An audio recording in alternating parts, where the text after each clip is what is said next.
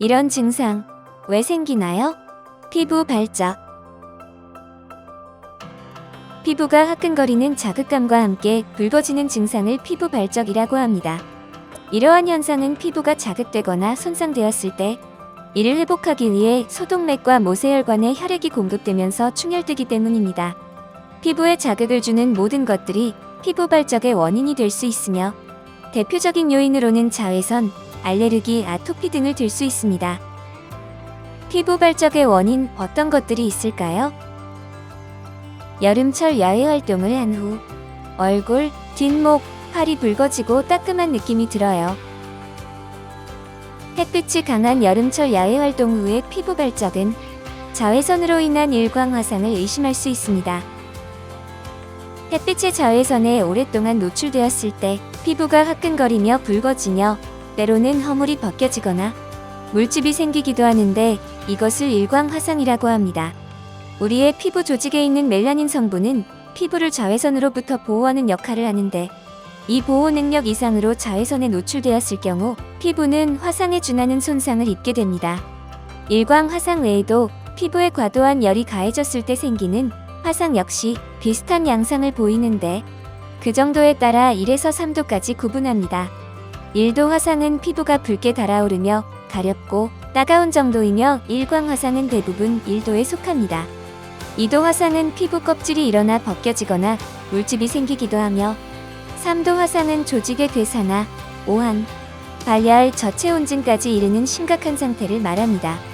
만약 피부 껍질이 일어났다면 억지로 벗기지 말고 보습제를 발라주고 찬 우유나 냉수, 얼음 주머니로 피부를 진정시키는 것이 좋습니다. 일광 화상이나 화상은 피부과를 방문하여 진료를 받을 수 있습니다. 벌레에 물렸을 때나 면도 후 피부가 붉어지는 경험을 했어요.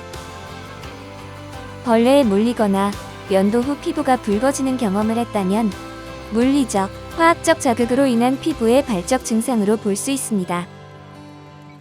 우리의 피부는 일상생활 중 다양한 물리적, 화학적 자극을 받고 있습니다. 벌레에 물리거나 타박상을 입었을 때, 특정 화장품을 사용했을 때, 면도한 후 피부가 붉게 변하는 경험은 누구나 해보았을 것입니다. 이처럼 피부가 물리적, 화학적 자극에 붉어지는 것은 주어진 외부 자극에 대항하여 피부를 보호하고 회복하기 위한 기능으로 혈관의 혈류량이 늘어나기 때문에 나타나는 증상입니다. 이러한 자극에 의한 발적은 자극이 사라지면 증상이 미미한 경우 저절로 가라앉지만 증상이 심할 경우 외용제 등으로 치료해야 하는 경우도 있습니다. 증상이 심할 경우 피부과를 방문하여 진료를 받을 수 있습니다.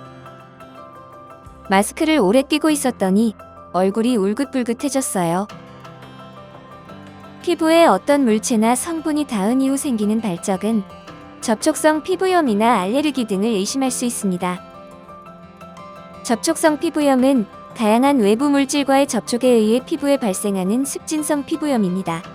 접촉성 피부염은 특정한 물질이 접촉한 부위에 피부 자극과 함께 붉어지는 증상이 나타나며 가려움증과 진물, 부종, 물집 등이 동반될 수 있습니다.